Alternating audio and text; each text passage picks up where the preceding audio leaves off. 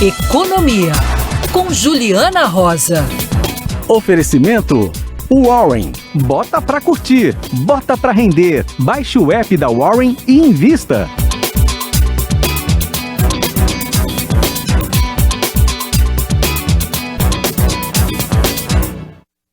Economia com Juliana Rosa. Juliana Rosa ontem apresentou o Jornal da Band com o cabelo preso. Fez tanto sucesso e aí me pediram para avisar isso para você.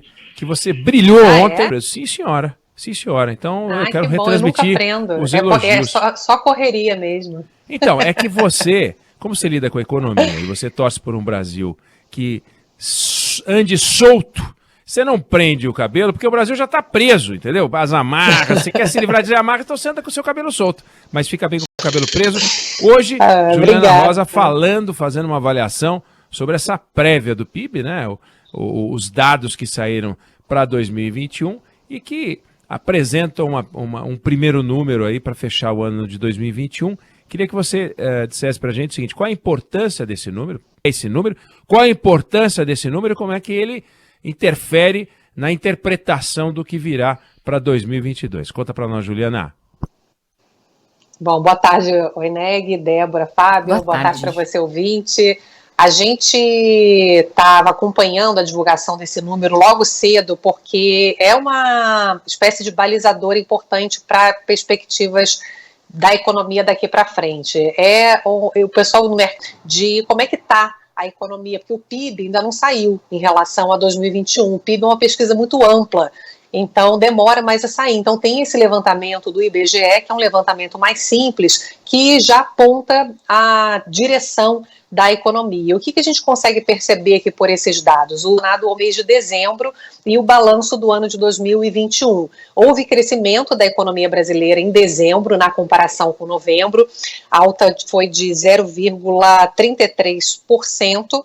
E o que é importante quando a gente olha esses números é que finalzinho do ano acabou vindo ligeiramente positivo. Então, é um copo meio cheio, digamos assim, porque em algum momento ali no final do ano a inflação estava tão alta, aumento de juros, aquele debate todo de PEC dos precatórios, né, de calote dos precatórios, de orçamento e tal, que o econômico deu uma piorada. Então os dados estavam começando a piorar ali no segundo semestre. Outubro tinha vindo muito negativo, daí vieram os números de novembro e dezembro melhores.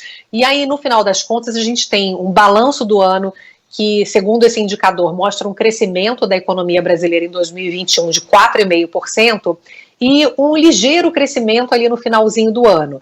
Não é lá grandes coisas, mas a gente chegou a ter previsão de recessão, de queda do PIB ali no final do ano.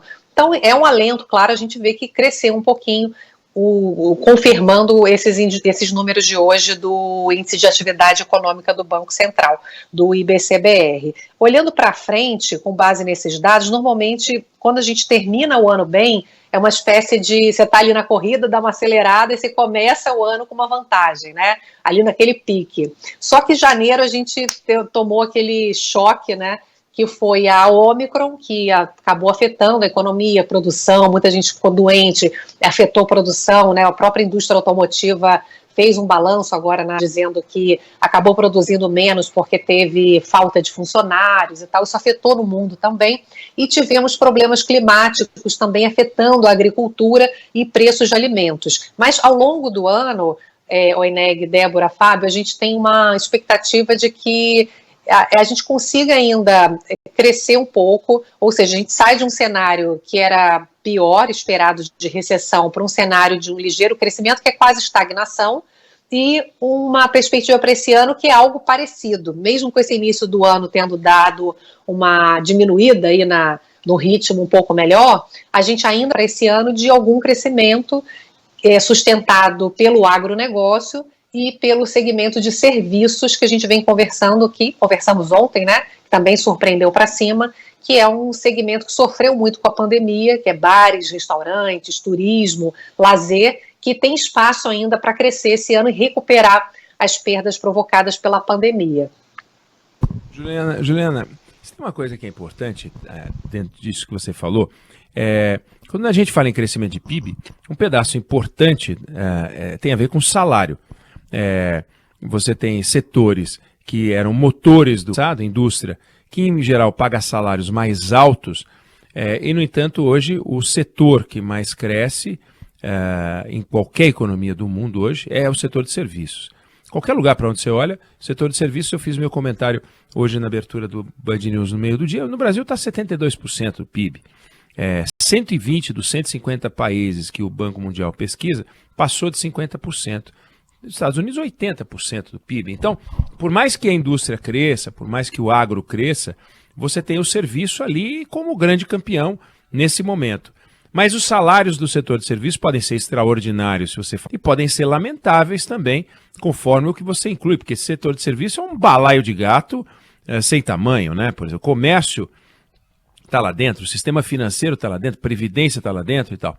Essa questão salarial, para você, nas conversas que você tem, é um pedaço importante das discussões, porque se você não tem um aumento, se você não tem um incremento salarial, por geração de emprego por setor, você vai ter uma capacidade de consumo média per capita que vai ser menor do que seria se a gente estivesse crescendo mais em outros setores. Tem um pouco disso nas conversas que você tem? Com certeza, Ineg. Você sabe que eu estava conversando agora há pouco com uma economista que, aliás, super recomendo, a Gabriela Chaves. Ela faz um projeto nas periferias aqui de São Paulo chamado No Front. Ela leva letras de rap para poder fazer educação financeira para a população das periferias. E a gente estava conversando sobre isso, coincidentemente, agora há pouco, que ela diz que as mulheres, e as mulheres negras principalmente, tiveram uma perda de renda, de salário, até mais do que a média da população.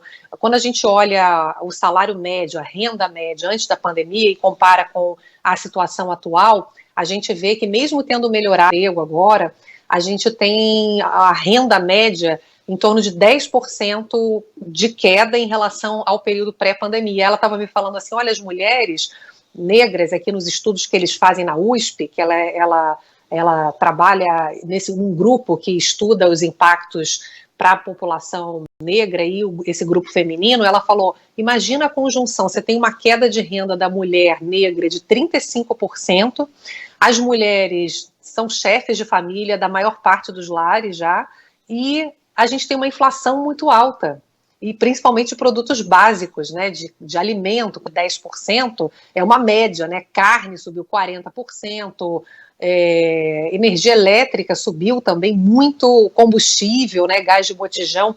Então, né, que você tocou num ponto que a gente estava conversando aqui, o quanto que isso está sendo penoso para a população, né, uma mistura de inflação muito pesada e a renda média do brasileiro menor. Então, imagina a dificuldade que as pessoas estão tendo nesse momento para dar conta de pagar suas coisas básicas. É por isso que a gente tem uma perspectiva ainda de recuperação desse setor de serviços, como você falou, é cada vez mais importante para economias em geral, né? Mas a primeira coisa que a gente corta quando está apertado é serviço, né? A gente come menos fora, a gente não vai ao salão de beleza, enfim, lazer, viagem, serviço está muito relacionado a coisas que não são essenciais. Então tem um potencial ainda de recuperação, tem gente que tem dinheiro para consumir, isso é importante porque gera emprego, né, faz a economia crescer, mas é um potencial de crescimento limitado justamente porque o salário, a renda está muito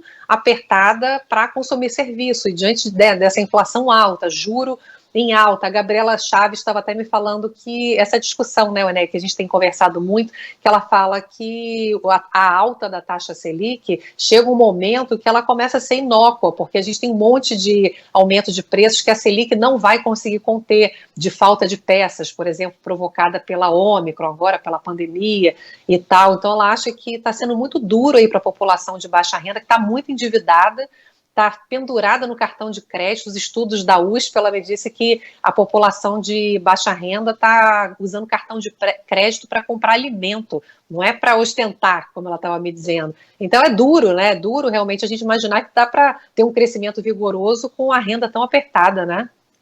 Esse é o ponto central. Crescimento e renda. E uma coisa é você se endividar para fazer aumento patrimonial, né, para poder melhorar a vida da sua família. Esse endividamento é saudável, os americanos fazem, no mundo inteiro fazem. Agora, quando você endivida para pagar sua conta corrente, né, suas despesas correntes, aí realmente é muito complicado. Economia, duro, né? Juliana Rosa, que volta a conversar com a gente amanhã, não, pegadinha, segunda-feira, falando com a gente. Valeu, beijo. Valeu, beijão. Beijo, bom fim de semana. Agora, 12:58. Sou experiente, mas também moderno. Sou inovação.